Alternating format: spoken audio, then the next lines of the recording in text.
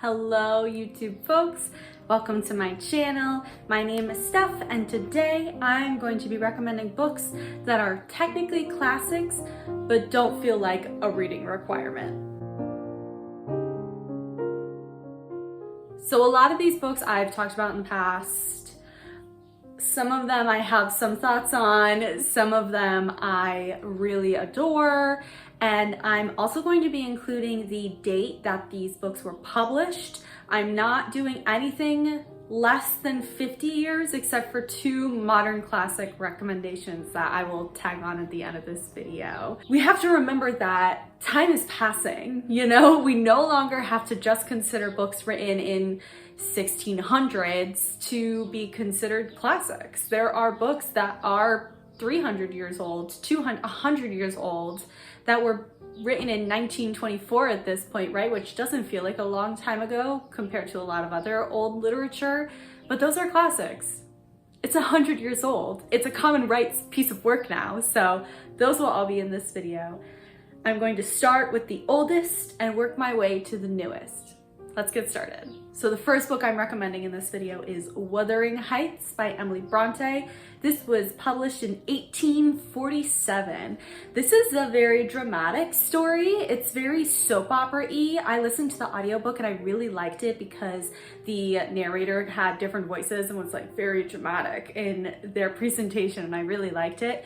It's essentially about these two generations of people on this specific estate where the first generation, a man and a woman who loved each other, were very toxic to each other, and then their descendants continue the trend of being really toxic to each other. It's pretty gothic, it's a little spooky because it's like has that manner like crazy people who are subjected to just live in the wilderness and don't know like social kindness, kind of that kind of element of just like off-putting people. Weird stuff happens and the ending is like this huge explosion of just everything that has been building up for the past two generations. It's a really interesting read. Like I said, it's pretty dramatic. It has like soap opera vibes. So I would recommend that if that's kind of your fancy. The next book I'm recommending is Little Women by Louise May Alcott. This was published in 1868. I have this fabulous, very thick edition of the book, but I'm sure a lot of people know the story. There are tons of excellent movies out about it too, but nothing quite compares to the original text. And I think my favorite part about this book is it was originally two books. Louise May Alcott published one book and it was so popular that her publisher was like, you have to write a second one, but you also have to include a husband for the main character in the end of the second book if you want it to get published. And Louise May Alcott was like, I was going to have the main character continue to be single. I was going to let her just be a widow, or not a widow, a spinster, right? And the publisher made her have a husband at the end of the book, and that's why the romance at the end, the very, very end of this tale, is a bit subpar, and it's because Louise May Alcott was a little salty that she had to give Jo March, the main character, a lover. So it's just a fun little fun fact about this book, but I'm sure you know what it's about. These four sisters from like childhood to adulthood, each of them very different, but so loving of each other. The writing is really readable. It's almost like a basic grade level kind of text, but it's old literature, right? So it has some of that complicated old language that a lot of us are not very familiar with anymore. But it's excellent. You got Jo, who's like the tomboy, smart, rebellious girl, and then you have Beth, who's like the sweet, kind-hearted musician, and then you have Amy, who's like the artist who's very like rambunctious and spoiled and wants everything, and then you have Meg, that's it, Meg, who is like, she's like a traditional girl, like she just wants that marriage, that family, that home, that happiness that comes with domesticity. And there's great stuff about their mom and the dad who is off in war and all their men, and it's just a really cute tale. And like I said, it's written at a pretty easy reading level. So even though this looks ginormous, I think it's like 1,000 pages. Yeah, it's like 800 pages. It's really not that hard of a read. Like the text is very easy to consume. And it's just like, it's like the first reputable, well-known, iconic, famous work by a woman for women. So that's really exciting. And I really encourage people to read this, both for the historic deliciousness of it all and because the story is just genuinely really sweet. The next book I'm going to recommend, and I do have some thoughts. I recommend this book. Don't get me wrong. I enjoyed this book. But I have thoughts. The next book I'm going to recommend is The Picture of Dorian Gray by Oscar Wilde. This was published in 1890, so it's an oldie. It's an oldie. Look at that cool cover. So spooky. I'm sure you know what this is about as well. A man who's very opinionless gets heavily influenced by this really bad older man in his life to take on a life of crime and cruelty and heartlessness. And instead of the repercussions and consequences happening to him, the main guy, Dorian Gray, it happens to this painting of him that a man who tried to influence him, who was really kind-hearted, had painted of him. Obviously he failed in his influence, and you know, the ending's pretty spooky. This is a gothic tale. I have a contrary opinion to a lot of other people that it's like a romance, like it's like this romantic story of heartbreak and revenge, and I completely disagree. This text makes me feel the feels regarding the toxic cycles and generations of masculinity passed down between men, because let us not forget, in the beginning of the book, Dorian Gray is this, he's described as a blank slate. And he gets influenced by this not so great guy because assumably this not so great guy wants some cohorts. He wants some men of arms behind him in his pursuit of deviousness and being bad to people. And the book kind of paints it as though Dorian takes on this role of being a bad guy only after something happens between him and a woman. But I feel like that wasn't the catalyst. I feel like in my interpretation of this book, it was the really crap guy who was trying to make Dorian Gray crap as well.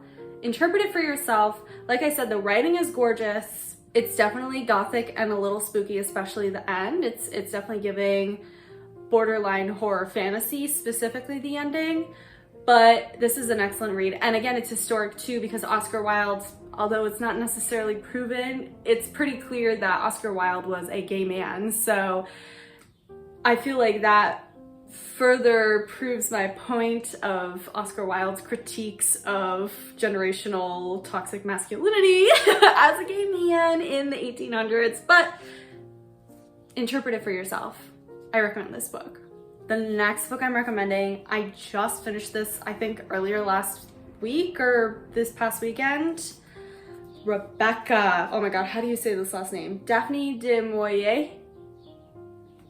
I took Spanish in high school, y'all. I didn't take French, I don't know. And this cover is based off the movie. How fabulous is that? So fun. This book is delish. It's delish. Oh, it was published in 1938. So we're creeping into the no longer over 100 years old, but still, I would consider this a classic. I don't know, come for me, I guess, but I would consider this a classic. This is a fabulous tale about this young woman who is in servitude and gets swept into this marriage in order to escape servitude and to seek the kindness of an older man. And he's got this big fancy estate and already has like all these employees that were very attached to his recently deceased wife, Rebecca. And the new wife kind of learns what's going on with all the servants and what's going on with her new husband, who it's never disclosed her age, but she's described as like a schoolgirl. So I'm assuming she's between 16 and 18, and he's 42. And they like describe each other as like, you're my father, brother, and husband. And it's like, whoa, whoa, whoa, whoa, whoa. Whoa, chill. But it's just so delicious. The writing is exquisite. This is true gothic romance. In my opinion, this is a true gothic romance. And some stuff goes down. There's a mystery. There's death. It's a really good book. I really recommend this. If you're like a plot reader, if you really love mystery, thriller, high intensity stakes plot, I think Rebecca is the classic for you. The next book I'm recommending is The Haunting of Hill House by Shirley Jackson. This also has a really excellent series, though very different from the book, that's out on Netflix, I think. This was written in 1959. This is a quick read. I didn't super love the beginning. I think just because I watched the show first, so I had very different expectations of what the book was going to be, and that was not the right choice. So if you're going to read this book, maybe read it first and then watch the series, because it's much more of like, the way it's written, it feels like a Clue game, you know? It's like whodunit type thing. But it's about this group of people who are staying in this house, and the house like morphs and the people see things, and there's lots of like finger pointing, and there's lots of speculation about what's happened in the past, about these people and whether or not they're reliable. It's a really interesting story. I didn't super find it scary, and the show is really like top-notch horror. I didn't find Haunting of Hill House, the book, to be that scary. It's much more of a psychological horror versus like actual like demonic and paranormal activity horror. So know that before reading this book, but it's also quick. So if you're looking to just check off that you've read a classic tale, I would recommend The Haunting of Hill House. The next book I'm going to recommend is The Bell Jar by Sylvia Plath. This was published in 1963, so we're creeping up to closer to present day, but it's still a classic. It still is. Sylvia Plath is a really iconic author, very troubled human being, really devastating literature, and this is probably like the epitome of her, and has a little bit of like based on her real lived experience vibe in this book. It's about this woman who basically slowly descends into madness and gets admitted to like a psych ward and has to navigate the world, but it's from her perspective, very much like first person POV. You're in this woman's head as she becomes psychotic. So it's very unreliable. You're given all these scenarios and all of these environments, and then suddenly it just like changes and you're like, oh, she wasn't actually where she told us she was. Like unreliable to the 9th degree. Like really interesting read. It definitely feels a bit like a puzzle, because it's like, wait, I have to go back and read that again. I don't know that I don't know if that's right. I don't know if that's true.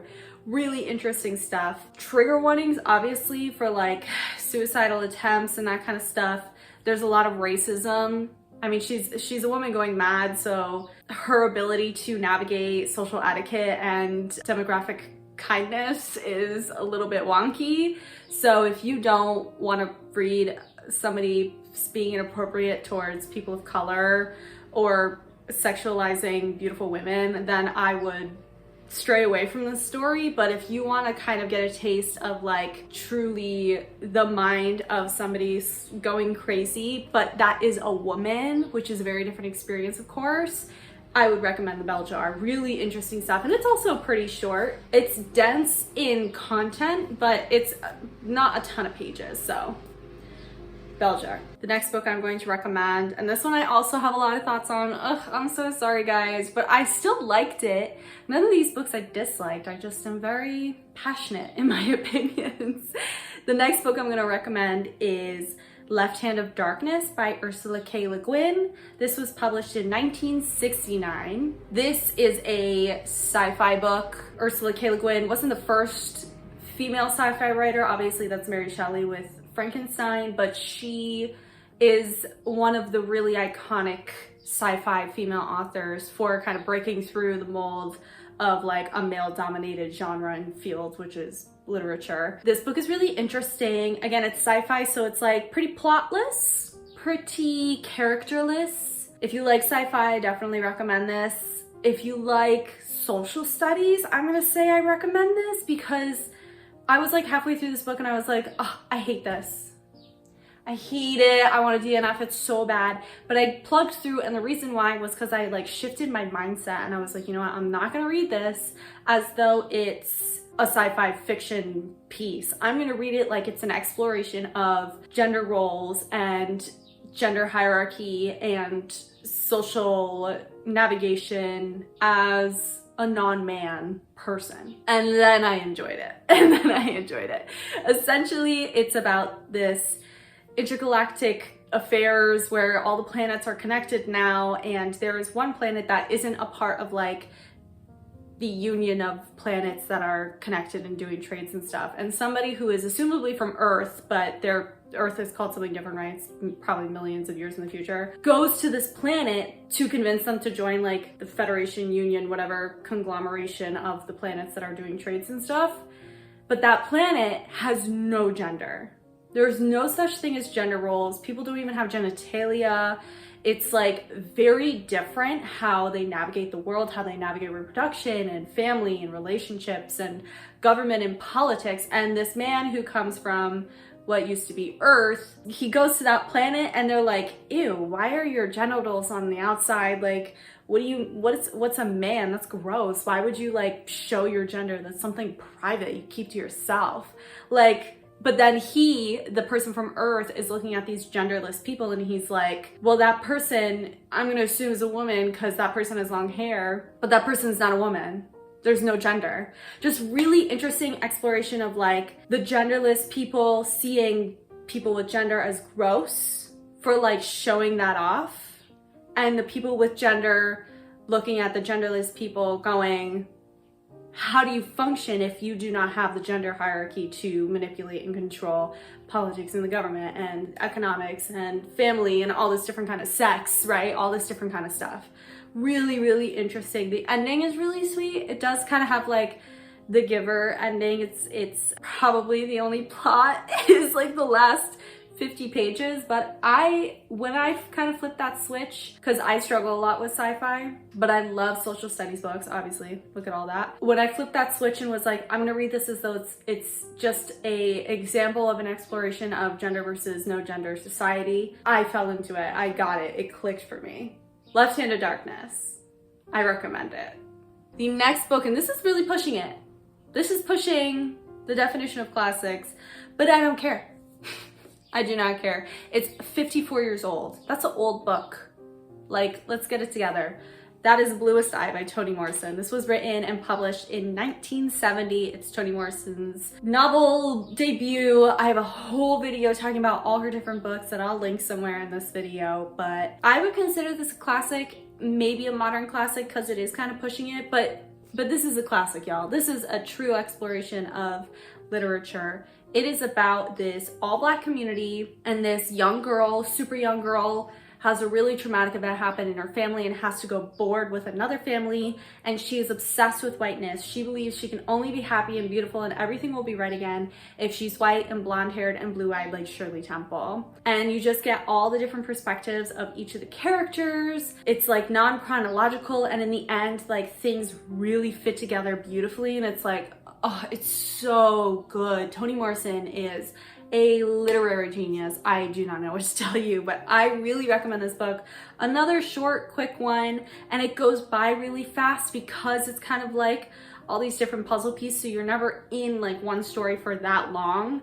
So like it flies by, but I really, really recommend this book, or any of Toni Morrison's book. I chose this for this video because it's the oldest of all of her books, but Bluest Eye, I really highly recommend this one. The next two books I'm going to include are modern classics for sure. They're not 50 years old or older than that, but they're going to be iconic forever and ever. So I had to include them because modern classics count as a classic.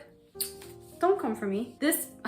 I showed this in like a video or two ago, and I hate the cover. It has like a burn hole in it.